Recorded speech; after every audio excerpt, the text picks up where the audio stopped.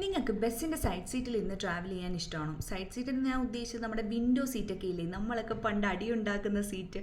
പണ്ടെന്നല്ല, ഇപ്പോഴും ചില ആൾക്കാർ ആ സീറ്റിന് വേണ്ടിയിട്ട് അടി ഉണ്ടാക്കാറുണ്ട്. അപ്പോൾ ആ സീറ്റിൽ ഇരുന്ന് ട്രാവൽ ചെയ്യാൻ ഇഷ്ടമുള്ളവരാണോ നിങ്ങൾ? അങ്ങനെയാണെങ്കിൽ നിങ്ങൾക്ക് പെട്ടെന്ന് ഏജ്ഡ് ആവുമെന്ന് ഞാൻ പറഞ്ഞാൽ നിങ്ങൾക്ക് വിശ്വസിക്കാൻ പറ്റുമോ? ഇത് ഞാൻ പറഞ്ഞത് സത്യം കേട്ടോ, വിശ്വസിച്ചേ പറ്റത്തുള്ളൂ. ഞാൻ പറയുന്ന ഈ കാര്യങ്ങൾ ശ്രദ്ധിക്കാത്തവരാണ് നിങ്ങളെങ്കിൽ ഉറപ്പായിട്ട് നിങ്ങൾക്ക് ഏജ്ഡ് ആവും. എന്താണെന്നല്ലേ? ഫസ്റ്റ്, പ്രോപ്പറായിട്ട് സൺസ്ക്രീൻ അപ്ലൈ ചെയ്യാത്തവർ, SPF കറക്റ്റ് അല്ലാത്ത രീതിയിലുള്ള സൺസ്ക്രീനാണ് നിങ്ങൾ അപ്ലൈ ചെയ്യുന്നതെങ്കിൽ.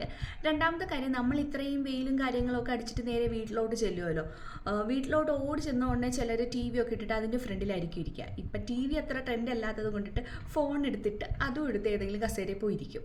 ഫേസ് പ്രോപ്പറായിട്ട് നമ്മൾ കഴുകുന്നുണ്ടാവത്തില്ല. അങ്ങനെയൊക്കെ ഉള്ളവർ ആണെങ്കിൽ ശ്രദ്ധിക്കുക.